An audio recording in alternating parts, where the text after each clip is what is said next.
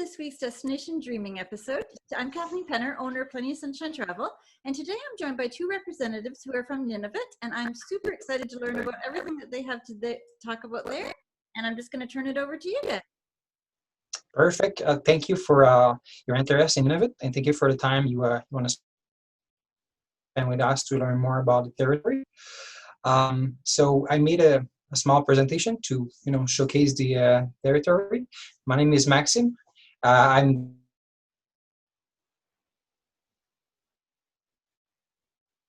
for the organization.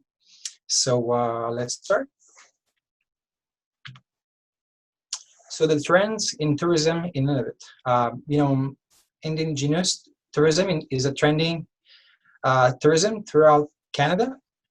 So mostly tourists are looking for authentic experience when planning a visit to Nunavut, and Inuit operators are eyeing them in. Do you want to add something? No, that's it. That's pretty much it for the first page. Okay. So the main airlines that will come to Nunavut are Canadian North. Mm-hmm. So I took this image from Canadian North website.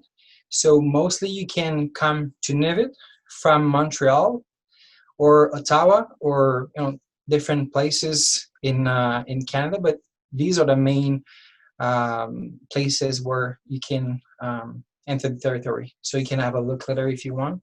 Okay. Yeah. So you would just take a plane to those areas, and then you would take a smaller plane up to yours then? Yeah. So you would fly up to Nunavut from either Ottawa or Montreal, and you would have to fly through Iqaluit to get to other communities, or if you're going to take a different region, then you'd have to go through Rankin Inlet in the Kivalliq region. Okay, that's great. Yeah, and also thank you. And also you have Calmer Airline and also Key Watson Airline. They can offer different flight within the territory. They offer charter services mainly. Yeah. Okay.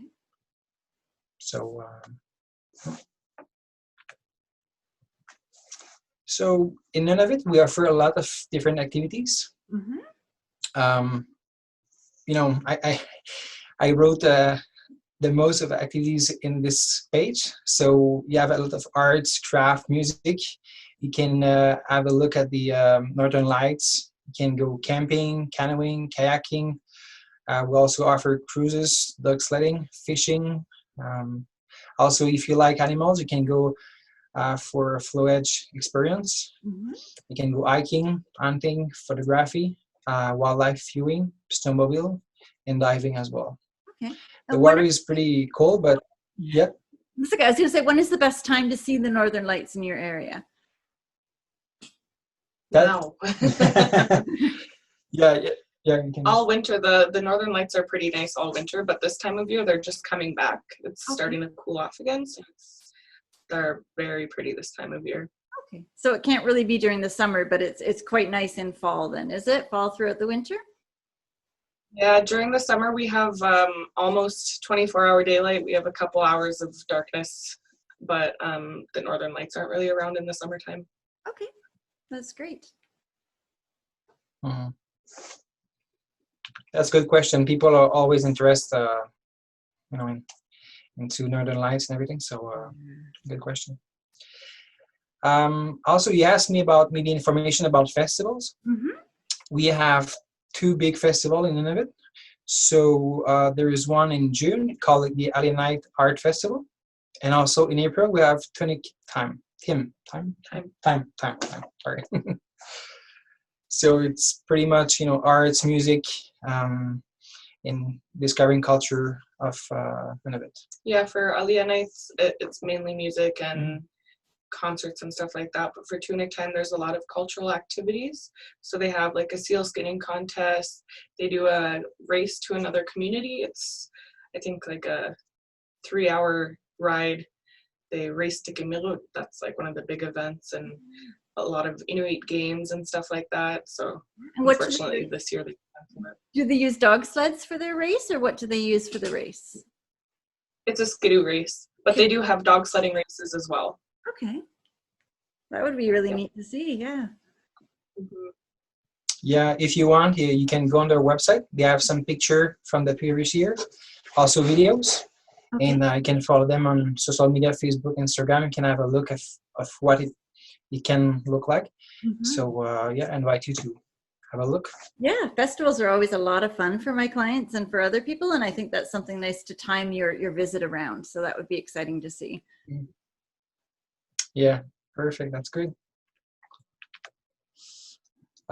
Also, when I started working for Travel Nunavut, I saw this image, this document, and I wanted to present you this because it's packed of information. But I think the people that will see this video will, I think, will like it because it's the Inuit years with picture and information and everything. So and also you can learn more about the territory. So yeah. Great. And I'll put a link to that on my show notes page as well, so people can blow it up and look at it a little bit better as well. Okay, perfect. Thank you. Nope. Yeah, the Inuit you have not 4 season but 5 season, so it's a bit different. And yeah, your people will be able to have a look at the document. Sure. Also, the weather. It can be really cold in the winter time. In this specific page I put, it can goes to minus 40 Celsius, but sometimes it can be like a bit, I would say, colder. Minus 50 or minus 55, you can feel it. And that's when it's windy. Sorry? Is that before the wind chill as well? Yeah. Well, with the wind, it's gonna be like colder. Minus 65 sometimes it could go up to, especially in the smaller communities, more higher up north. Wow. It's probably around minus 40 most of the year. That's a little chilly. Yes. Yeah, definitely. Yeah. So you make sure you bring some clothes when you come in winter time. But in summertime, we can have the snow in Iqaluit, disappear, and we can go for without jacket and everything. So you can be comfy during summertime. Yeah, 30 degrees is quite warm, so that's a really big variance that you have. That's incredible. Yeah, that's more in the more southern communities, but like here in Iqaluit, we can get like up to 20 degrees in the summertime, which is really nice. It gets nice. Yeah, that's not too hot, or it's kind of a nice temperature. Yeah. Wonderful. And also we talk about it. Maya told you about the fact that sometime in the year we have 24 hours sunshine. So I put this document to show you, depending on the community you are in, you can expect to have sunshine for the whole 24 hour. So it can be fun to see it yourself in person. So you go outside, it's midnight and it's still light.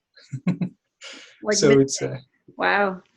That was something to get used to, because it's when you go to sleep or whatnot, that would throw your cycle off a little bit. But maybe that's because I'm used to dark. But I guess if you're used to it, that's something that you can adjust to, right? Yeah. Yeah, everybody invests in some really good curtains during the summertime. Yep, those good blackout curtains for sure. Yep. During the winter, though, a lot of the communities actually go through 24 hours darkness. So the sun doesn't go up in all of the communities. Here the sun will probably be up around like 8:30, 9 o'clock in the morning, and then it goes down around 2 or 3 o'clock in the afternoon.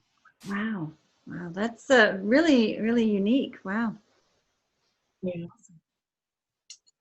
Yeah, it's really unique and special. Yeah.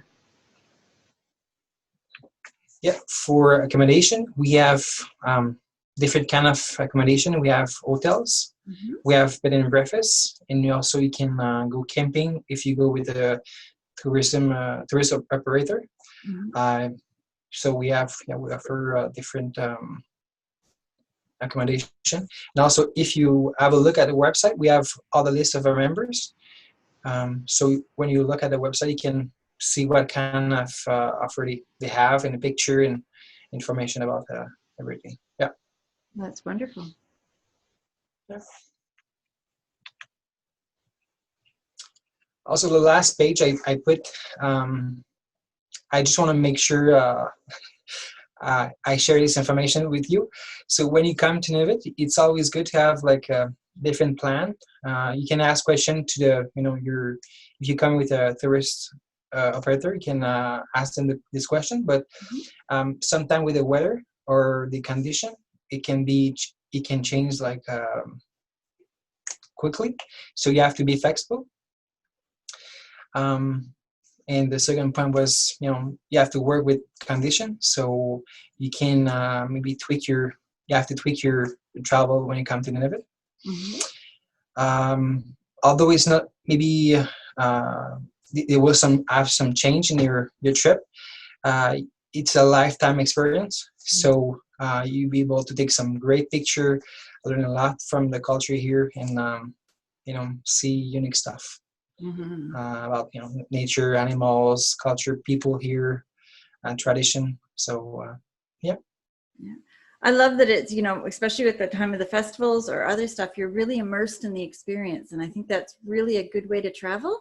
I personally, I don't like to just be a tourist. I like to immerse myself fully, and I think that you really offer that in the area that you have, so that you can see all the things you won't see anywhere else, like the 24-hour, day or night, and the northern lights and all that.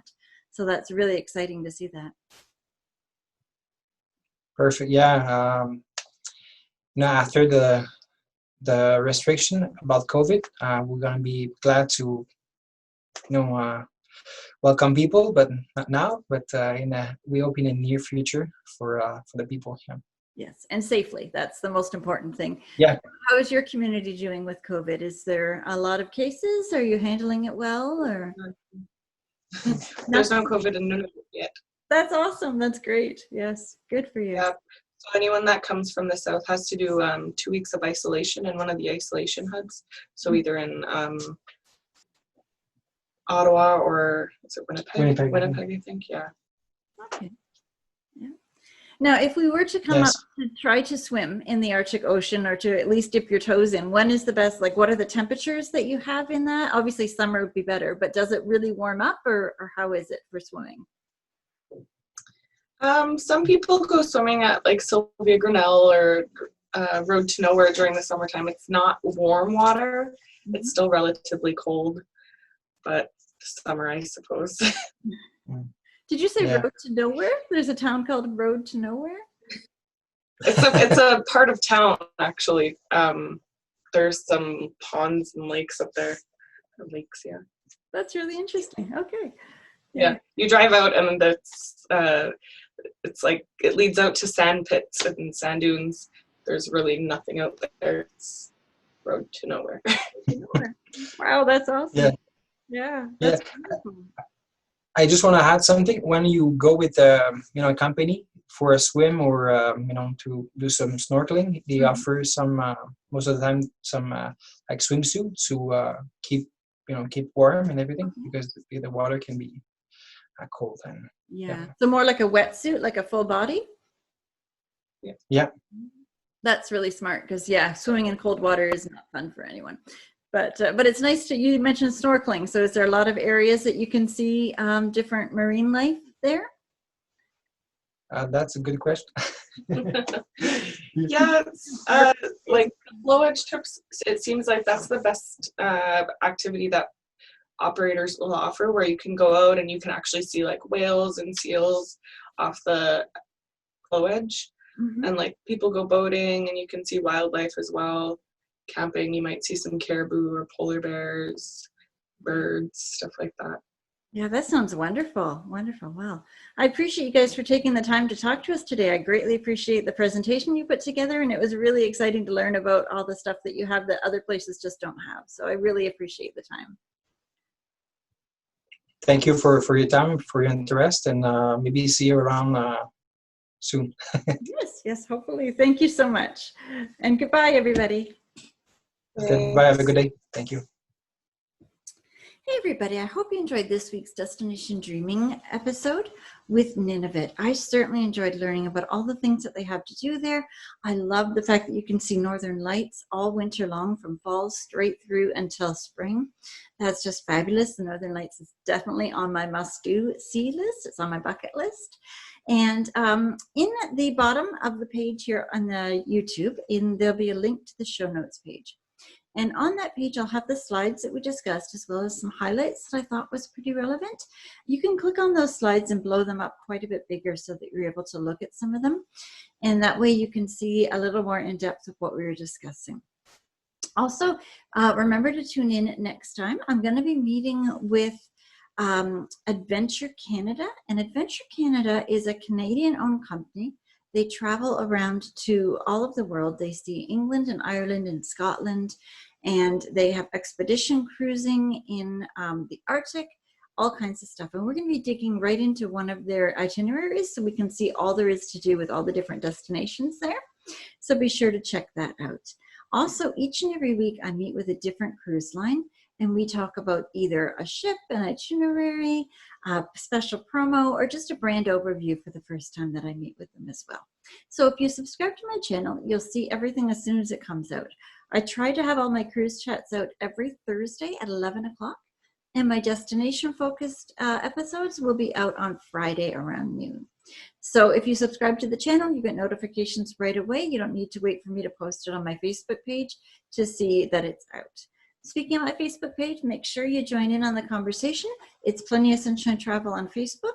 I'm also on Instagram, and I post on both of those social media channels almost every single day. So be sure to check out our content. Thank you so much for watching, everybody, and I hope you have a wonderful week. Goodbye.